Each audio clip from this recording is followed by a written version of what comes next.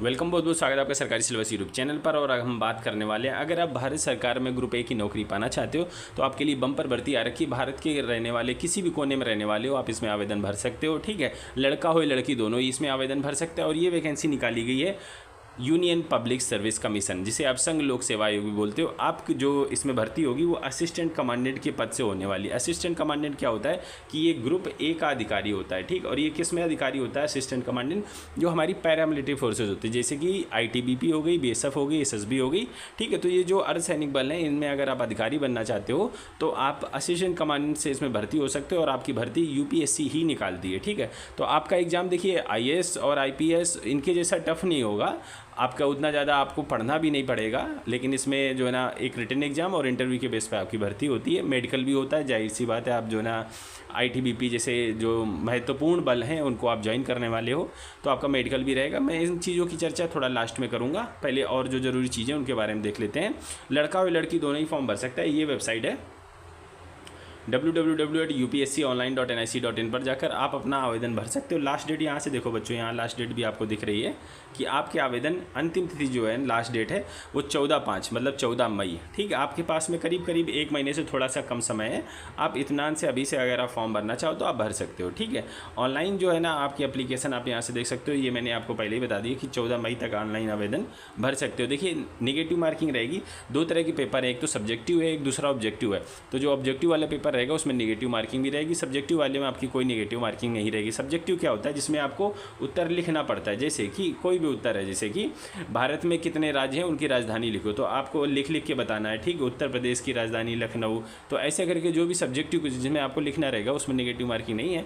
Objective वालों में negative marking आपकी रहने वाली। अगर फॉर्म भरते समय आपकी कोई क्वेरी है, अगर आप कुछ जानना पूछना चाहते हो, डायरेक्ट यूपीएससी को आप फ़ोन लगा सकते हो। ये नंबर है, ठीक है, इन नंबरों पे आप फ़ोन कर सकते हो। लेकिन थोड़ा ध्यान रखिएगा, ध्यान क्या रखना है कि रात को आप 6 बजे या 8 बजे या 12 बजे फ़ोन मत करना, क्योंकि सरकारी कर्मचारी जाके सो जाता है। तो 10 से 5 बजे के बीच में आप अपना ऑनलाइन कोई भी चीज़ें हैं आपकी, जो भी आपके दिमाग में शंका आ रही है, इनसे डायरेक्ट फ़ोन करके आप इनसे उसकी सलाह ले सकते हो। अब देखो ये जो पैरामिलिट्री फोर्सेज हैं, किस किस डिपार्टमेंट में आपकी भर्ती देख सकते हो। बीएसएफ में 186। देखिए भर्ती इसमें पिछले सालों में कम आती, कई बार तो मैंने देखा 300 के आसपास वैकेंसी आई है, लेकिन इस बार वैकेंसी देखो 506 मतलब कि 500 के आसपास वैकेंसी करीब करीब डबल की गई है। तो आपके पास एक अच्छी अपॉर्चुनिटी हो जा रही है। और अगर कहीं आप पहले भी फॉर्म भरते रहे हो और थोड़ा वो नंबर से आपका रह जाता रहा है तो आपकी बार फोड़ दोगे इसे आप। ठीक है, तो कौन कौन से डिपार्टमेंट में आप एक बार ये थोड़ा सा देख लो। ये जो आपकी भर्ती है ये सारे BSF, CRPF, CISF, ITBP, SSB, तो इन बलों में आपकी भर्ती होने वाली है। और वो भी किसके तौर पर? असिस्टेंट कमांडेंट के तौर पर आपकी भर्ती होने वाली है।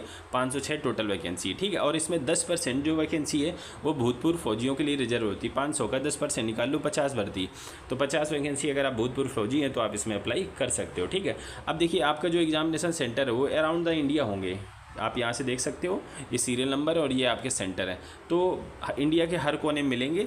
और ये कैसा है कि फर्स्ट कम फर्स्ट लो। जैसे आपने ऑनलाइन आवेदन भर दिया जिसने पहले, और जो आपने एग्जामिनेशन सेंटर डाया, तो अगर उसमें वैकेंसी खाली हुई, एग्जामिनेशन सेंटर में पूरे बच्चे नहीं, तो आपको मिल जाएगा। ठीक है, तो इसीलिए कहता हूँ कि जितनी जल्दी हो सके फॉर्म भर दो, ताकि आपको एग्ज़ाम देने कम से कम 1000-2000 किलोमीटर दूर ना जाना पड़े। ठीक है, आप नज़दीकी जो सिटी है आप उसको चुनाव कर सकते हो। अगर आपने लेट में फॉर्म भरा तो आपको ये दिक्कत का सामना करना पड़ेगा। ठीक है, नेशनलिटी की बात करें कि भारत का कोई भी बच्चा इसमें भाग ले सकता है।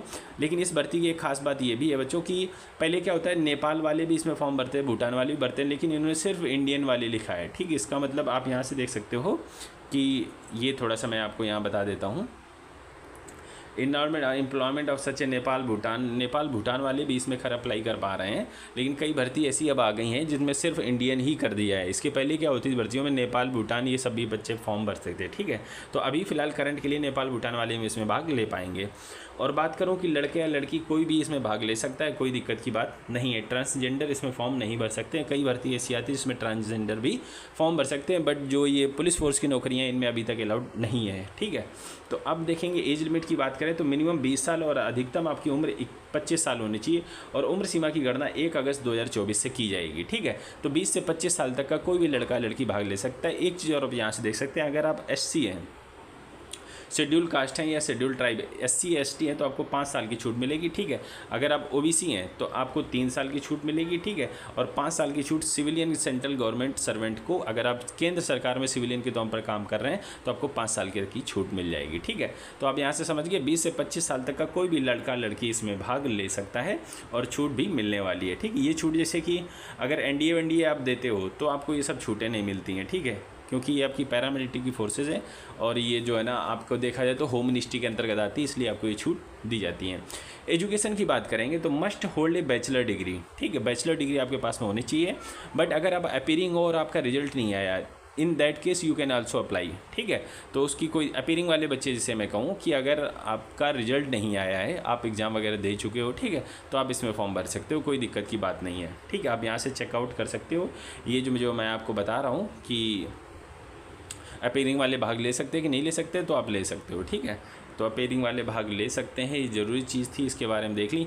अब देखो फॉर्म फीस की बात करें, देखिए जितना बड़ा एग्जाम होता है उसकी फॉर्म फीस उतनी ही कम होती है। आप फॉर्म फीस यहाँ से देखो 200 रुपये ये फॉर्म फीस है जनरल वालों से। और देखियो जो फीमेल्स हैं, जो SC हैं, जो ST कैंडिडेट हैं, दे आर एग्जम्प्टेड, उन्हें कोई भी फॉर्म फीस नहीं देनी है, ठीक है। जनरल OBC वाले लड़कों को सिर्फ देनी, लड़कियों को तो वैसे भी एग्जम्प्टेड हो गया। आगे देखेंगे, देखिए कई चीज़ें रहती हैं छोटी छोटी, हम पहले से इसीलिए आपको जो है ना मार्क कर लेते हैं, बस चीज़ों को आपको एक्सप्लेन करना रहता है। 1-2 बार हम ऑलरेडी इस जो है ना PDF के गो थ्रू हो रखे होते हैं, तो आपका समय जिससे जाया ना हो, ठीक है। लास्ट डेट 14 मई थी, इसकी जानकारी हम आपको तीसरी बार ये दे रहे हैं।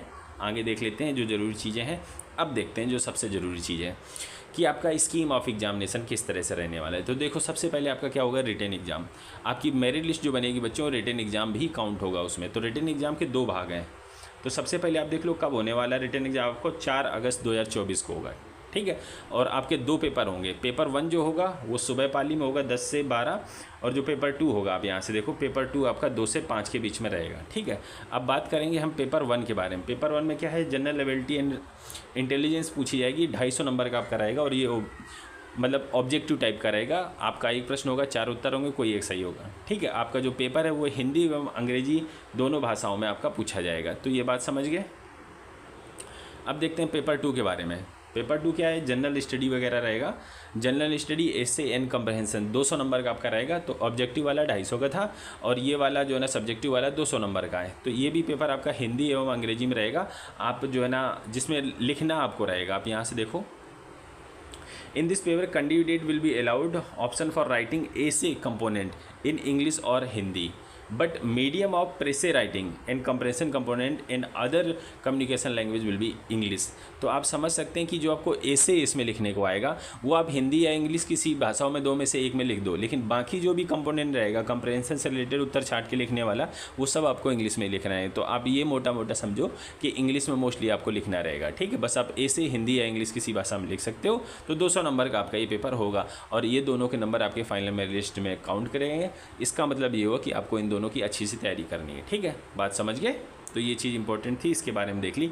और पेपर 1 का एक इंडिविजुअल कट ऑफ भी होगा, जो कि अभी डिसाइडेड नहीं है, तो ये लोग बाद में डिसाइड करेंगे। पेपर 1 में मिनिमम कट ऑफ रहेगा, तो आपको दोनों की तैयारी अच्छे से करके रखी है, ठीक है। तो ये चीज़ हो गई।